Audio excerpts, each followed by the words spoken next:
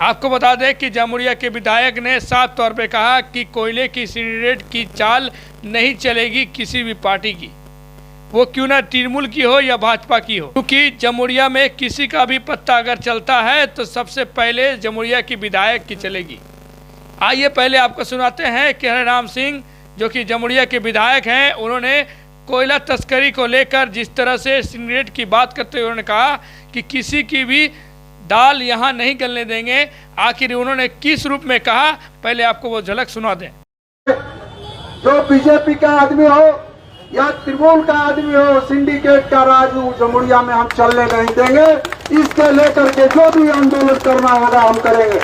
प्रशासन को भी मैं बता देना चाहता हूँ कि आप कान खोल करके सुन लीजिए, यह धंधा यहाँ नहीं चलेगा। यह जमुरिया विधानसभा है, यहाँ पर यह धंधा हम चलने नहीं देंगे।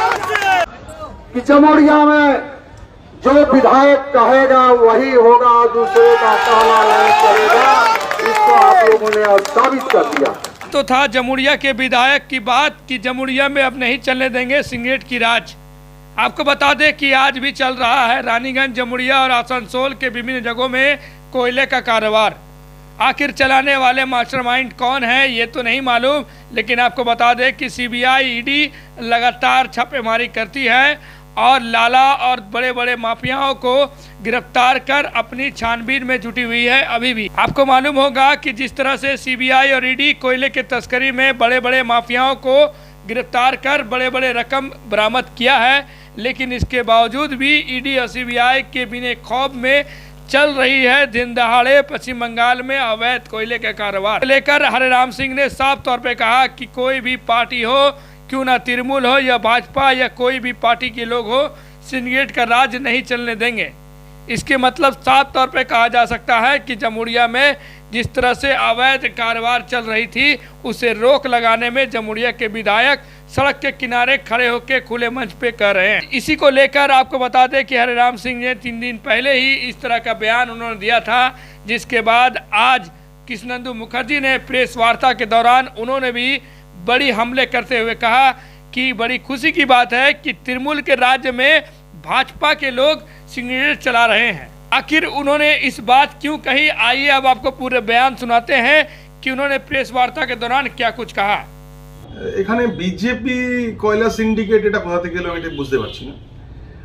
যদি উনি বলেন যে বিজেপি জামুরিয়ায় কয়লার সিন্ডিকেট চালাচ্ছে, তাহলে এটা বুঝে নিতে হবে তাহলে বিজেপি জামুরিয়ায় শক্তিশালী হয়েছে। উনি যেভাবে বললেন যে জামুরিয়াতে বিজেপিও সিন্ডিকেট চালাচ্ছে, তার মানে বিজেপি সিন্ডিকেট চালাবার মতন শক্তি অর্জন করেছে। তাহলে ঠিকই আছে, ভালো। এখন প্রশ্ন হচ্ছে যে উনি যে কথাগুলো বলছেন যে জামুরিয়া আমি আমারই বিধায়কেরই চলবে, অন্য কারোর চলবে না, এই প্রশ্নটা কাকে করছেন? এটা ওনার বক্তব্যটা পাশের বিধানসভার বিধায়ককে নয় তো? না উনি ওনার ছেলেকে সব সুযোগ সুবিধা পাইয়ে দেওয়ার জন্য এইরকম একটা আন্দোলন করছেন? জামুরিয়াতে কার নেতৃত্বে কয়লা চলে, কার ইশারাতে হয়, সেটা ছোট ছোট ছেলে, ছোট ছোট বাচ্চারা জানে। এইরকম নয় তো যে আমাদের নেতৃত্ব বলছিলেন এই কথাটা। আজকে সকালে আমি দেখছিলাম যে হয়তো ওনাকে গুরুত্ব দিচ্ছেন, অন্য কাউকে গুরুত্ব দিতে তার জন্য এইরকম একটা কথা বলছেন। মানুষ জানে ঠিকঠাক ঠিক, ভুলটা ভুল। উনি যে বিজেপির কথা বলেছেন এটা একদম ঠিকঠাক নয়। ওনার শুভবুদ্ধির উদয় হোক, আন্দোলনটা উনি ঠিকঠাক করে করুন, মানুষের জন্য করুন, কয়লার জন্য করুন, রাষ্ট্রীয় সম্পত্তি লুট হচ্ছে তার জন্য করুন। আমরা সর্বভাবে তার পাশে থাকবো, কিন্তু অপ্রাসঙ্গিক ভুল কথা বললে আমরা কিন্তু এটা এবার আদালতের দ্বারস্থ হব। सुना कि किस तरह से भाजपा की ओर से उन्होंने कटाक्ष किया कि बड़ी खुशी की बात है कि भाजपा के सिंडिकेट चल रही है। कहीं ऐसा तो नहीं कि अपने बेटे की राज नहीं मिलने के वजह से वो चीख कर कह रहे हैं?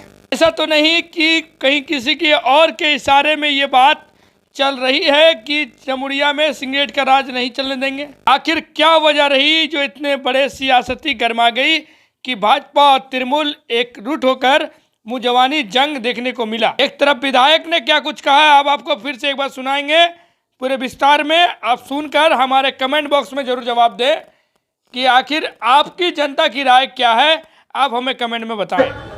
जो बीजेपी का आदमी हो या तृणमूल का आदमी हो, सिंडिकेट का राज जमुड़िया में हम चलने नहीं देंगे।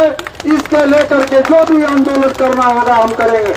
प्रशासन को भी मैं बता देना चाहता हूं कि अब कान खोल करके सुन लीजिए, यह धंधा यहाँ नहीं चलेगा। यह जमुड़िया विधानसभा है, यहाँ पर यह धंधा हम चलने नहीं देंगे। आप जो है सिंडिकेट चला करके मजदूरों के ऊपर अत्याचार कर रहे हैं। हम तो कहते हैं, मैं थाना को कहता हूं कि आप सबके लिए फ्री कर दीजिए।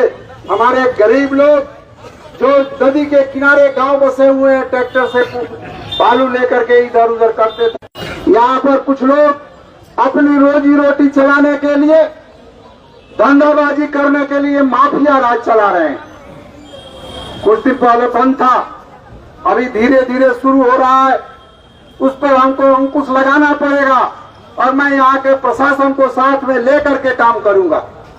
मैं कहता हूं एमपी के इलेक्शन में जब हम लोगों के पास उपचुनाव हुआ था, शत्रुघ्न सिन्हा जी को कैंडिडेट हमारी पार्टी ने बनाया था। उस समय हम लोगों ने 55 से जीते हैं, 75,000 से हम जीतेंगे। आप लोगों का आशीर्वाद रहेगा। मैं आप सभी कार्यकर्ता को धन्यवाद देना चाहता हूं और मैं आशा देता हूं कि फिर दिल्ली जाने की व्यवस्था हो रही है। दीदी ने कहा है कि 15 तारीख के बाद सभी एमपी एमएलए दिल्ली चलेंगे और मोदी से समय लेकर के बात करेंगे। आंख में हम लोगों को कोई डराने का चेष्टा करेगा, हम डरने वाले नहीं हैं। मेरे परिवार के लोग जितने आप आए, हजारों की संख्या में, आज आप लोगों ने साबित कर दिया कि जमुड़िया में जो विधायक कहेगा वही होगा, दूसरे का कहना नहीं चलेगा। इसको आप लोगों ने आज साबित कर दिया।